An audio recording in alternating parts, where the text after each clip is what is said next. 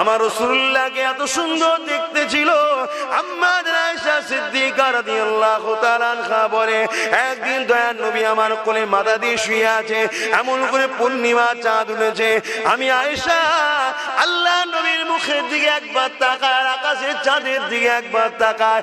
আমার নবী বলেছিল, আয়েশা রে কি দেখো তুমি? বারবার একবার আমার দিকে তাকাও, আসমানের দিকে তাকাও। আম্মা জান আয়েশা সিদ্দিকা বলেছিলেন, ইয়া রাসূলুল্লাহ, ইয়া হাবিবাল্লাহ, হুজুর আকাশের চাঁদ দেখি আর আপনাকে দেখি। আয়েশা কি দেখতে পেলে? আম্মা জান আয়েশা বলেছিলেন, হুজুর আসমানের চাঁদেতে দাগ আছে, আমার কোলের চাঁদে কোনো খুঁত দাগ না।